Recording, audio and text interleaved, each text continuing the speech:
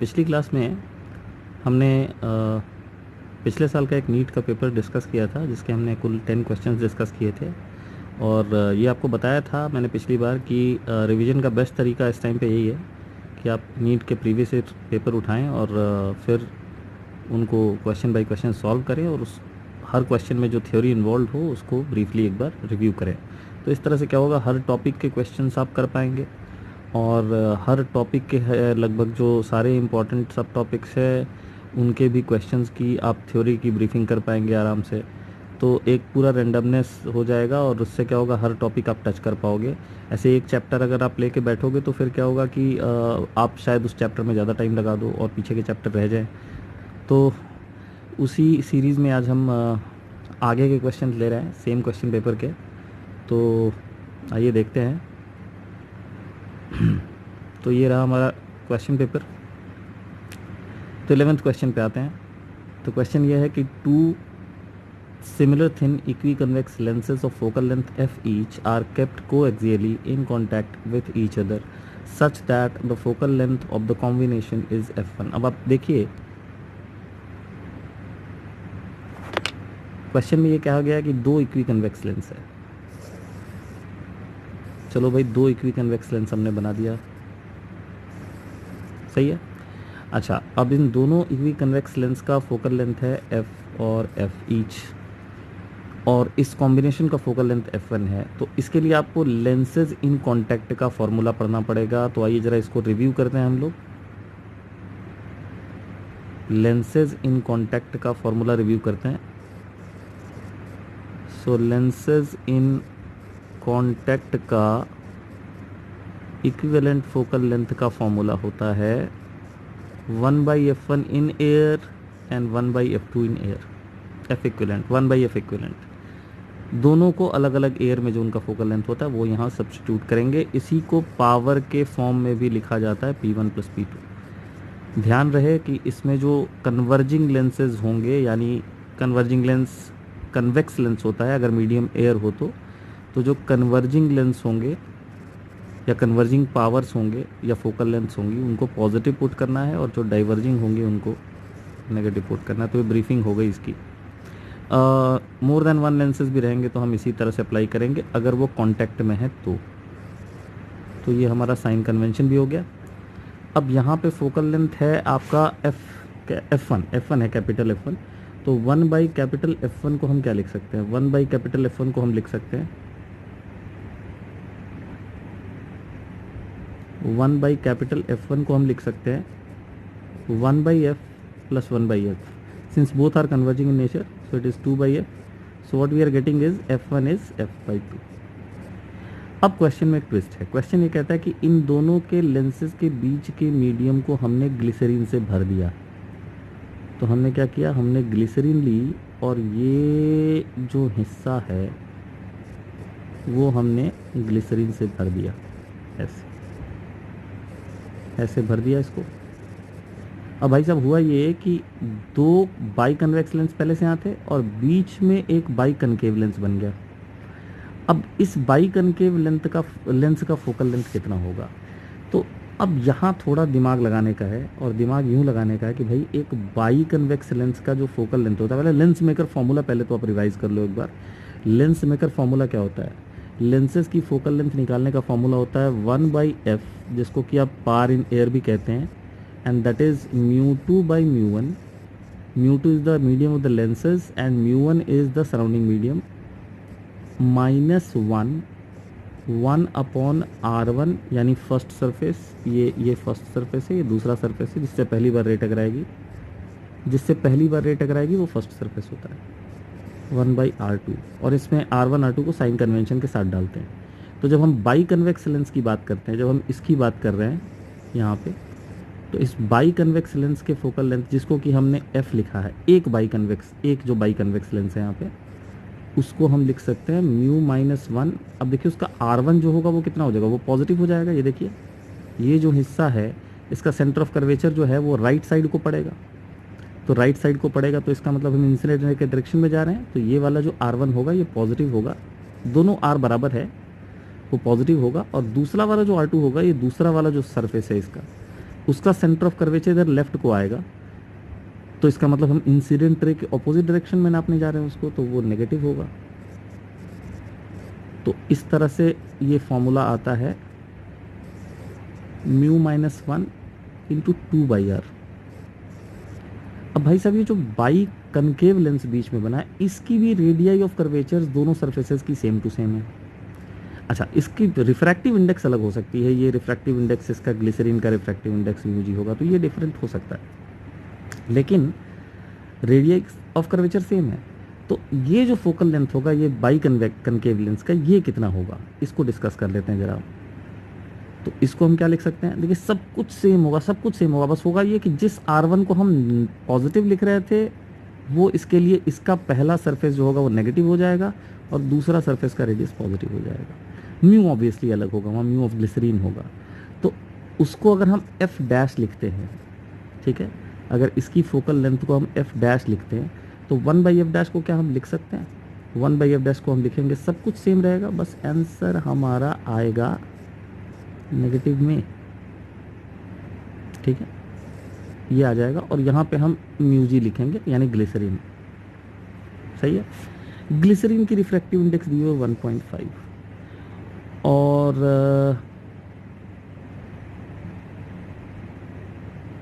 Which has the same refractive index 1.5। तो ले लीजिए, कर लीजिए बात भाई साहब, तो ये भी सेम ही हो गया, फिर तो हो गया ना सेम, क्योंकि रिफ्रैक्टिव इंडेक्सेस भी सेम दी हुई है ग्लिसरीन की। तो अब आप बताइए overall focal length of the combination कितना हो जाएगा, 1/f इक्विवेलेंट की वैल्यू कितनी हो जाएगी बताइए, 1/f इक्विवेलेंट की वैल्यू हो जाएगी, पहले वाला 1/f तो था ही, दूसरा वाला 1/f तो था ही, और तीसरा वाला 1/f डैश हो गया।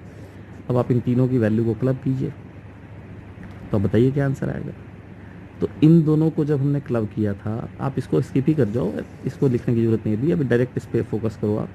तो देखो 1/f का फॉर्मूला ये था हमारा, और 1/f डैश का भी सेम फॉर्मूला है, बस अंतर इतना है कि इसमें नेगेटिव साइन आ गया है। तो एक 1/f और एक 1/f डैश एक दूसरे को न्यूट्रलाइज करेगा, तो यहाँ कट के फाइनल आंसर जो बचेगा वो 1/f बचेगा, चूंकि इसमें नेगेटिव है। So answer will be 1/f। So what is f equivalent in this case, in this case f equivalent comes f।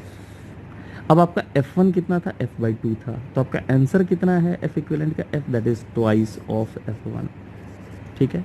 Then the focal length f1/f2, f1/f2, this is f2, this is f2, so f1/f2 is 1:2, correct है। तो 1:2 आपका correct answer हो जाएगा इसमें, समझ में आई बात।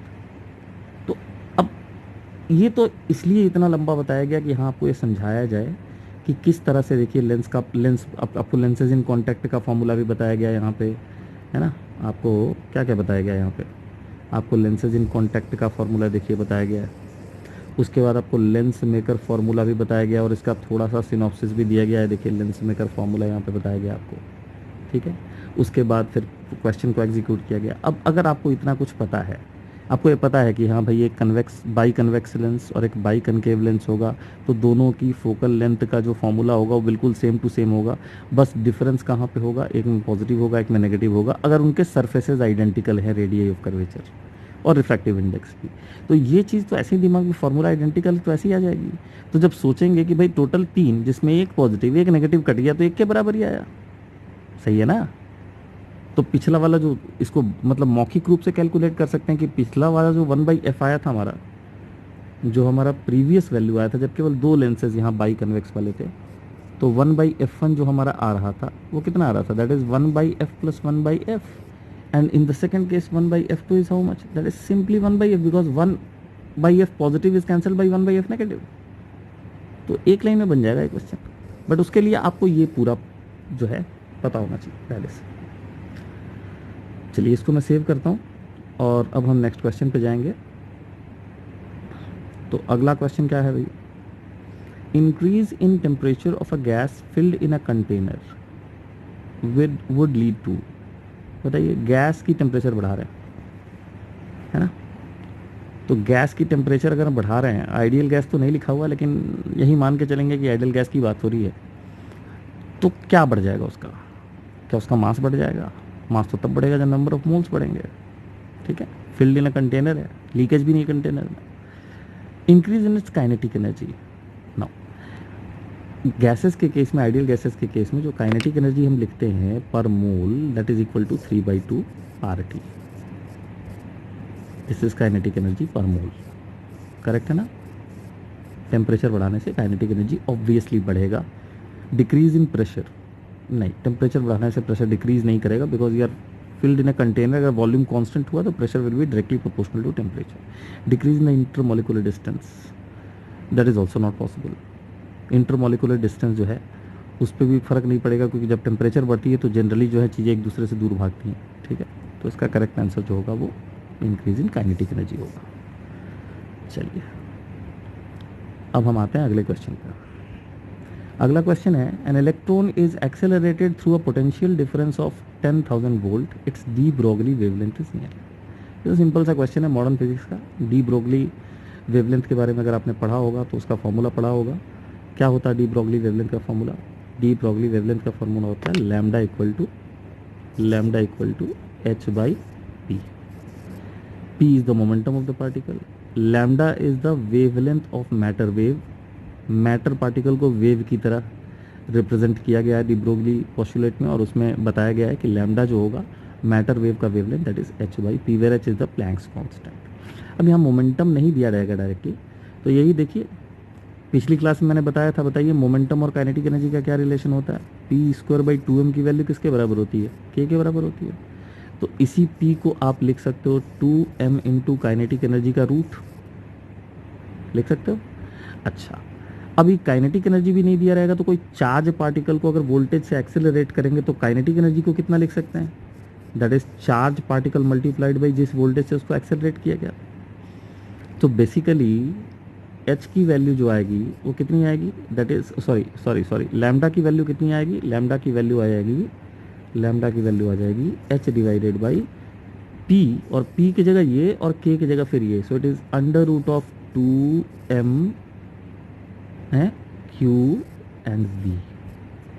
अब इस पूरे में देखिए v, कैपिटल V के अलावा बाकी सब यूनिवर्सल कांस्टेंट्स हैं अगर हम बात कर रहे हैं इलेक्ट्रॉन की। तो इसको हम लोग जब पढ़ाते हैं तो हम लोग इसके लिए एक शॉर्टकट डेवलप कराते हैं यहाँ पे कि भाई अगर आपको ज़्यादातर 90% चांस है कि आपको इलेक्ट्रॉन ही दिया रहेगा, तो अगर इलेक्ट्रॉन का एक्सेलरेटेड वोल्टेज दे दिया जाए तो उसका डी ब्रोगली वेवलेंथ का जो फॉर्मूला होता है वो कितना होता है बताइए? That is 12.27 divided by root v को वोल्ट में पुट करेंगे एंगस्ट्रॉम, ठीक है। 12.27, ठीक है, divided by root v angstrom. तो अब ये क्वेश्चन आसान हो गया क्योंकि ये 10,000 है तो यहाँ से बाहर आएगा। तो अब हमारा आंसर कितना आ जाएगा बताइए आप?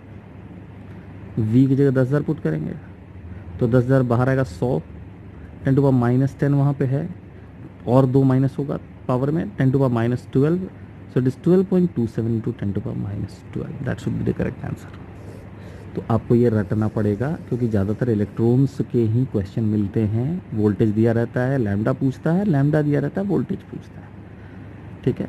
वोल्टेज को V में पुट करेंगे तो लैम्डा एंगस्ट्रॉम में निकलेगा, और लैम्डा को एंगस्ट्रॉम पुट करेंगे तो वोल्टेज V में आएगा। तो ये रिलेशन जो है वो याद रखना है इसके लिए। तो इसको मैं सेव करता हूँ। सो इसका आंसर हो गया, correct answer second option. Second हुआ ना? हाँ जी सेकंड हुआ। चलिए आगे बढ़ते हैं। आगे क्या है? A copper rod of 88 centimetre and an aluminium rod of unknown length have their increase in length independent of increase in temperature. Okay, the length of the aluminium rod is what? ठीक है, so their increase in length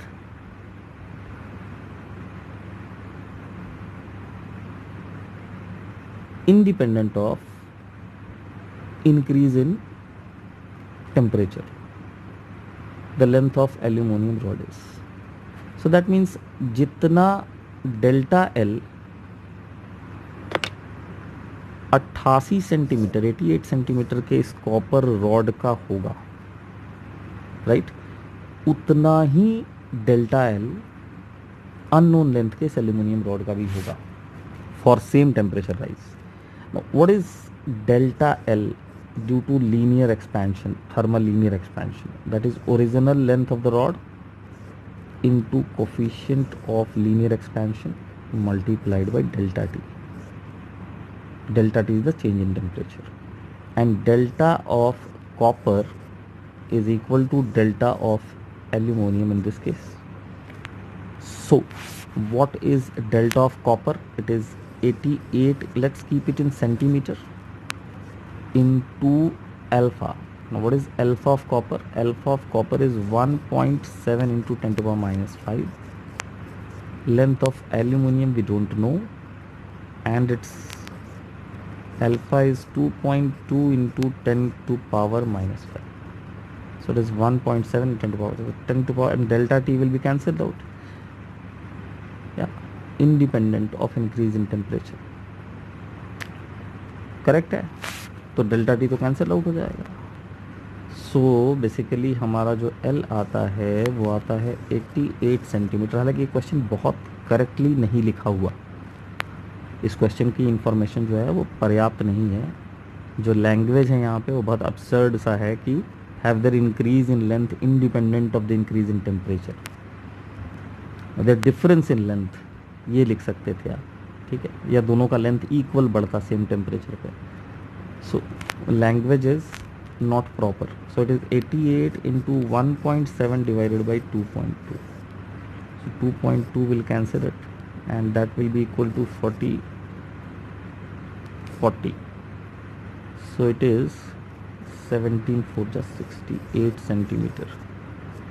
So 68 centimeter I suppose the correct answer. 14 to 1.7, 68 centimeter is the correct answer. तो ऐसा ही formula coefficient of thermal जो surface expansion होता है उसमें भी होता है, बस लेंथ की जगह एरिया आ जाती है वहाँ पे.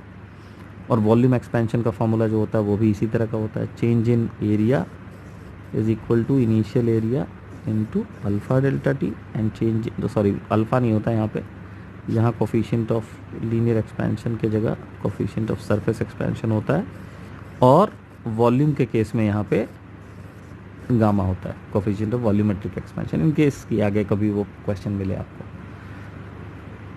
चलिए आगे बढ़ते हैं. 15वां क्वेश्चन क्या है भाई? Pick the wrong answer in context with the rainbow. ठीक है, तो रेनबो के बारे में गलत जवाब क्या है? When the light rays undergo two internal reflection in a water drop a secondary rainbow is formed. तो ये तो भैया सही बात है बिल्कुल. The order of colours is reversed in the secondary rainbow. हाँ जी बिल्कुल सही बात है.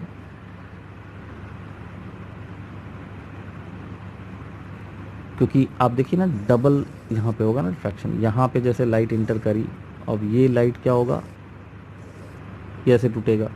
ज़्यादा डेविएट कौन होगा? याद करिए, angle of deviation mu minus 1 into A. जिसका म्यू सबसे ज़्यादा होगा वो सबसे ज़्यादा डेविएट होगा. और म्यू जो होता है वो लैम्डा के इन्वर्सली होता है, इन्वर्स रिलेशन में होता है. I mean to say that depends inversely. Cauchy's relation बोल के एक रिलेशन है ना, A plus B by lambda square plus C by lambda की पावर 4, ऐसा करके काउचीज रिलेशन है. जो कहता है भाई किसी भी जो लाइट है उस लाइट का वेवलेंथ, मतलब रिफ्रैक्टिव इंडेक्स जो मीडियम का होगा उस लाइट के लिए उसके वेवलेंथ का फंक्शन होगा और इन्वर्स फंक्शन होगा. तो वॉयलेट की वेवलेंथ सबसे कम तो उसका रिफ्रैक्टिव इंडेक्स ज़्यादा तो उसका एंगल ऑफ डेविएशन भी वॉयलेट का सबसे ज़्यादा. तो नीचे में वॉयलेट आएगा, ऊपर में रेड आएगा. फिर यहाँ से देखो टोटल इंटर रिफ्लेक्शन करेगा, ये ऐसे करेगा टोटल इंटर रिफ्लेक्शन.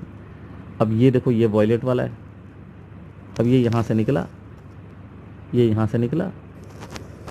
अब ये जब बाहर जाएगा तो रिवर्स हो जाएगा, पैटर्न हो जाएगा ना. ये वॉयलेट वाला ऊपर आ जाएगा, रेड वाला इधर चला जाएगा. तो इसलिए ऑर्डर ऑफ कलर रिवर्स होता है. बिल्कुल सही बात है. An observer can see a rainbow when his front is towards the sun. ये गलत है.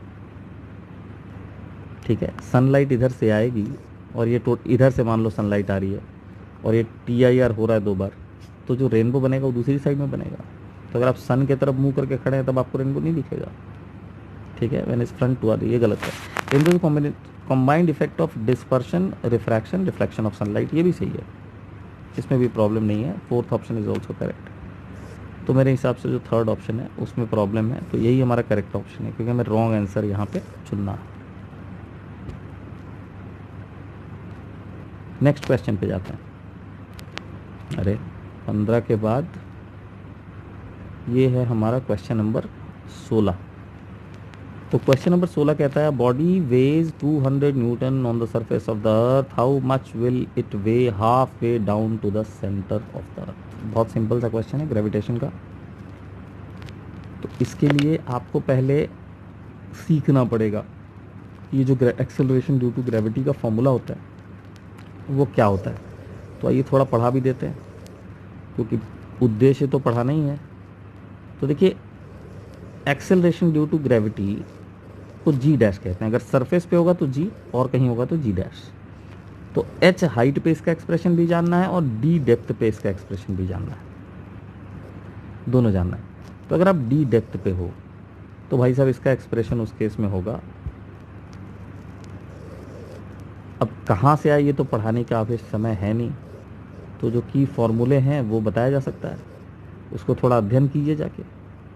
तो ये डी बाई आर ही होता है इसका फॉर्मूला, ठीक है, चाहे डेप्थ छोटा हो या बड़ा हो या कोई भी डेप्थ हो। यहाँ पे बहुत झोल है, यहाँ पे जो जी डैश है इसका formula g into r square divided by r plus h का होल स्क्वायर होता है। लेकिन ये फॉर्मूला अब तब लगाएंगे, एच माने यहाँ से हाइट सरफेस से, ये फॉर्मूला आप तब लगाएंगे जब एच कंसिडरेबल हो। अगर एच काफ़ी कम हो आर के कंपैरिजन में, से आर बाई 100 हो गया, आर बाई 50 हो गया, ऐसा वैल्यू हो गया, तो उसके इसमें जी डैश का जो वैल्यू होगा that is g into 1 minus 2h by r. ये यहाँ बाइनोमियल फिर लगा के निकालते हैं हम लोग। सो दिस आर ई और r is the radius of the earth, तो एक ही जैसा लिखते हैं। यहाँ हमने आर ई लिख दिया, वहाँ आर लिख दिया, तो आप कंफ्यूज कर जाएंगे, तो मैं इसको भी आर कर देता हूँ, ठीक है। तो देखिए साहब ये दो फॉर्मूले हमारे हो गए।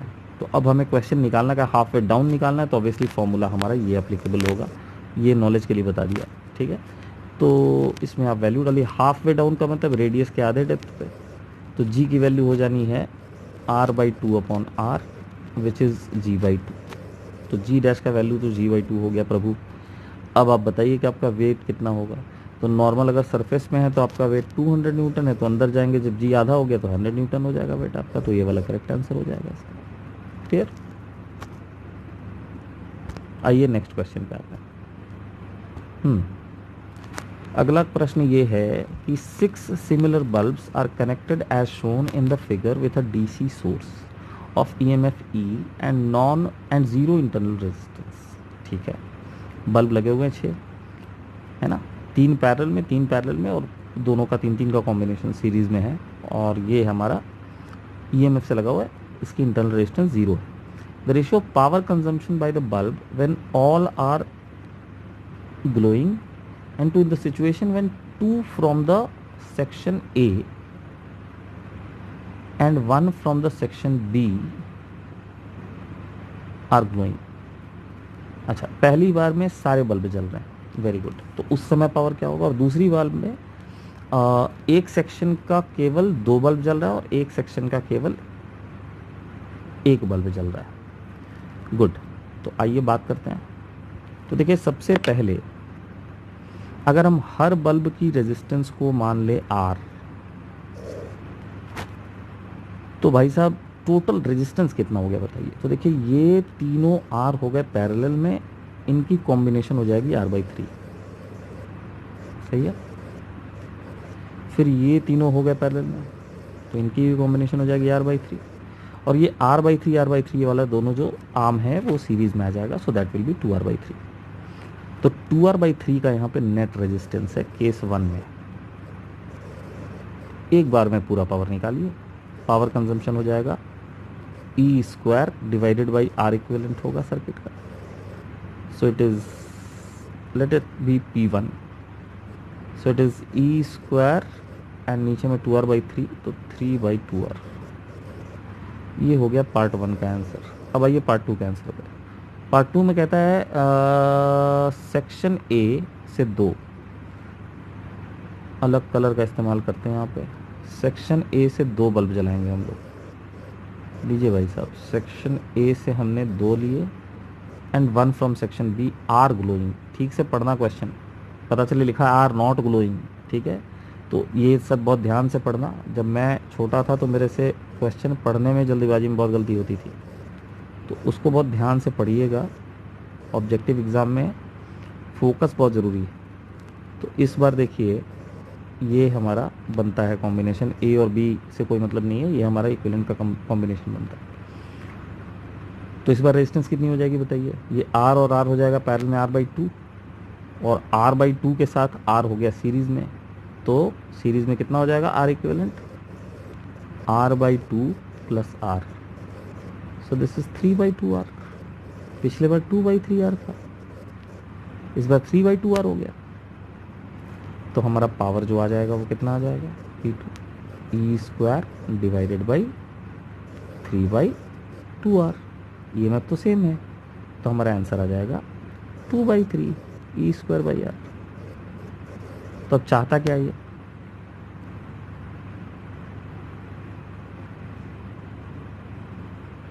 Will be. ऑप्शन तो मैंने पढ़ा ही नहीं यार, सॉरी। तो इसको दिमाग में रखना। अभी हम ऑप्शन नीचे स्क्रॉल करते हैं, फिर देखते हैं ऑप्शन क्या है।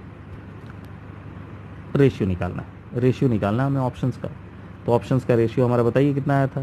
फर्स्ट केस में हमने भी ड्राइव किया था, तो फर्स्ट केस में हमारा जो P1 आया था वो कितना आया था भाई साहब?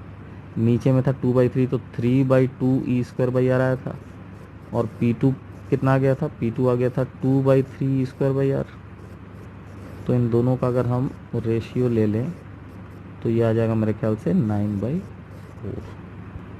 तो ये करेक्ट आंसर होगा हमारा इस केस में। ठीक है, चलिए आगे बढ़ते हैं।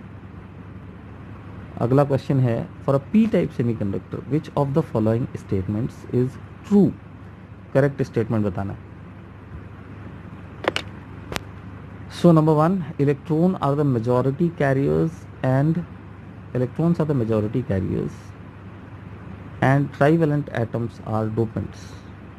पी टाइप सेमीकंडक्टर की बात हो रही है, पी टाइप।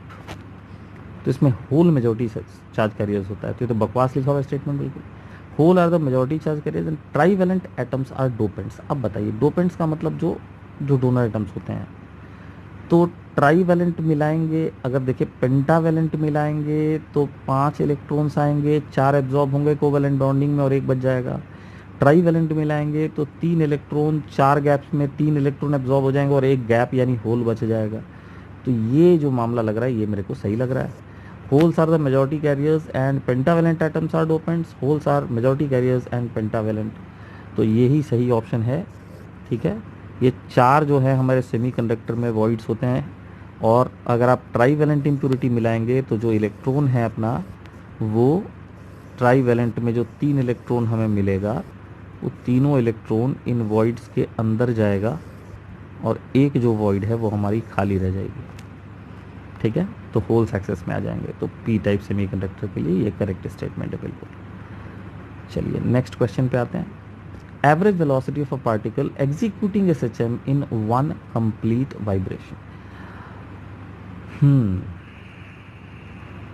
बताइए, एवरेज वेलोसिटी एक पार्टिकल का निकालना है एक पूरे वाइब्रेशन में SHM में। एक बात बताओ यार, इससे आसान क्वेश्चन तो हो ही नहीं सकता। एवरेज स्पीड पूछ देता तो हमारी हालत ख़राब होती है। अब एवरेज वेलोसिटी पे तो कोई कंफ्यूजन नहीं होना चाहिए। एक वाइब्रेशन में तो पार्टिकल भैया जाएगा और जाके फिर वापस नहीं आ जाएगा। तो डिस्प्लेसमेंट कितना हुआ यहाँ पे? डिस्प्लेसमेंट हो गया 0। तो वी एवरेज कितनी हो गई हमारी? वी एवरेज ऑब्वियसली 0 हो जाएगा इन 1 कंप्लीट वाइब्रेशन। ठीक है, हाँ एवरेज स्पीड पूछता तो फिर यहाँ दंगा हो जाता, फिर वो क्वेश्चन जो है वो काफ़ी मुश्किल क्वेश्चन हो जाता।